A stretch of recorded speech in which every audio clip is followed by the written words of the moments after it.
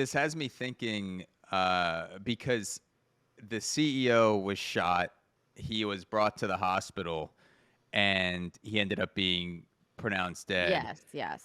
This is an extremely dark, intrusive thought, but one of the first things that popped into my head when I saw this story was how hilarious would it be if the CEOs rushed to the hospital and they could have given him the surgery to repair the gunshot wound, but then they have to inform him that United denied It's his got to go claim. through insurance. United's like, yeah, sorry, your claim is actually being denied. We can't give you the procedure that would save your Yeah. life at this moment. So you're gonna have to wait in the ER as you're bleeding out from your chest, head, and No, leg. like the worst thing is, Zach, like these CEOs of insurance companies don't even fucking need insurance. They literally don't even need health insurance because rich people have access to so many things. I was listening to another podcast the other day, and it was like for rich people, like you could pay $15,000 up front and you can basically see any doctor, do whatever you want. You won't have to pay any more after that, like for, your annual appointments, vaccines, whatever. And that's shit that rich people can do. 15,000 per year or just total No, I'm assuming I don't know. per I'm year? assuming per year. But when you're rich as fuck, that's like nothing. Yeah, And yeah. then and these people that are so rich, like this guy that is the fucking CEO of the company, he doesn't even probably use United Healthcare as his insurance. He pays to see the best doctors whenever he wants. Yeah. So so it's just symbolic of Yeah. like this guy sitting on top of a throne of a company that scams people and lets people die essentially, is now dead. It's actually crazy how many people get denied their claims denied for Get denied emergency claims medical all the time. procedures. I Yeah. was going through the Reddit thread because obviously with this story, there a bunch of Yep. people were posting their experiences with United Healthcare, and I'm sure there's some trolls on Reddit, but there were so many posts of people saying that their kidney was damaged and they needed an emergency operation and United denied it. So they had to Yep. pay $30,000 out of pocket, or, someone's gallbladder exploded and they said it wasn't a necessary procedure. No, Aetna denied my claim last year when I got surgery, and it was supposed to be an outpatient surgery. So I was supposed to go home the same day. But during the surgery, the complications happened and they punctured my lung. And you can't go home when there is a hole in your lung because Yeah. you can't Well, you breathe. can. You can, according to Aetna. Yeah, You don't. according to Aetna. So they denied my claim because they were like, they literally said insufficient reason for hospital stay. And my surgeon had to personally call them and be Yeah. like, so she would die if she went home. So yeah. Can And we then can we they do a cleared it, but Can we do still. can we do a role play right now? Can you be the doctor calling, telling me I'll be the guy at Aetna, and you be the doctor saying that Sam needs to stay in the hospital or else she's gonna die? Do you like to role play? Yeah, I do. Okay. Okay. Who starts? You call me because you're the Okay, wait. doctor. Boop boop beep boop beep boop beep boop boop. Brrrring. Hey, this is John Johnson at Aetna. How can I help you? Hi, John. My name is Dr. Who's Your Mama? Hmm. My patient, Sam, her insurance claim got denied.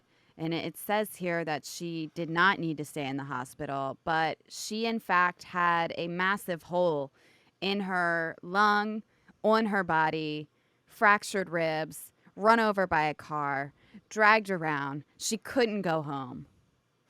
Yes, I see that here. Everything checks out what you said, and we actually determined through our own processes that she could actually survive Mm, 36 to 48 hours without staying in the hospital. So we didn't mm, cover her because she'd actually be able to leave and go home and Mm. experience, you know, even though she'll be in massive amounts of pain, and then she could come back to the hospital and apply for another claim. And while I have you on the phone, let me give you some of our thinking behind that. So, a lot of people think, and I don't blame you for this, you know, you're a doctor, you're still learning, but a lot of people think that you have to breathe normally to survive.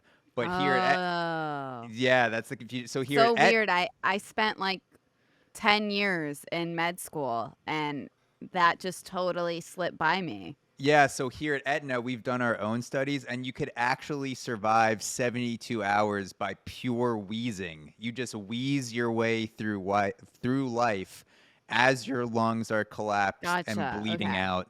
So that's why we denied your So claim. she's good to go home. So She, she's perfectly fine. Like when I unplug this machine, she'll be totally good, right? I can't confirm or deny the outcome of Okay. a health procedure for legal reasons, I but thought you knew a lot. It seemed like you went to med school. I can also not confirm or deny if I've been in a Can medical can you program. confirm or deny if you're a real person with a functioning brain? I'm a real person with a functioning brain, and you know, here at Aetna, that you know that actually goes along with our guidelines. If you have a functioning brain, that's all you need to function. Your lungs, your heart, all of That's that is it. just an afterthought. So, if Okay. unless she gets shot in the head when Mm, she walks out of the hospital, she is going to have to file another claim. And even if she does get shot in the head, she's still going to have to file another claim, bleeding right. out Right. profusely. See, So now when you're a patient though and you're recovering, you can't usually, especially with a hole in your lungs, you can't usually have a long drawn out phone call where you argue with the insurance person about this and to get another claim filed. and she'll have to take that up with God because it's if she's going to use excuses, you know, it Yeah. looks like she'll have to So file a she's a weak claim. ass bitch, is what She'll you're saying. she'll have to file a claim from the afterlife, and Gotcha.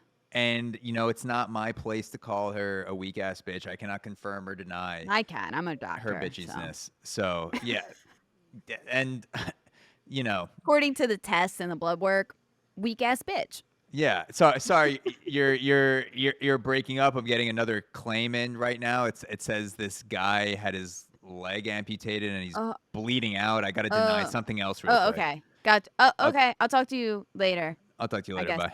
All right. And that was the That was exact phone how it call. went. Yeah.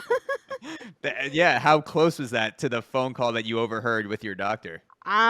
Honestly, close enough. I'm grateful though she did actually get it to go through, but I mean, yeah, when I got home, and the best part is, Zach, that letter in the mail, it takes so fucking long on the app, online, when you like go to the dentist and you want to look at the claim and your EOB and stuff. It takes like a couple weeks for that stuff, to like process and show up. The letter that I got from Aetna, I spent like 2 or 3 days in the hospital right before Christmas, mind you. So usually mail is pretty fucking slow. Hmm. That letter was at my apartment when I showed up from the hospital There you already. go. And I opened it up and the letter's like, this claim has been denied. So that fucking fast, they sent that letter out. Yeah. That like blew my mind.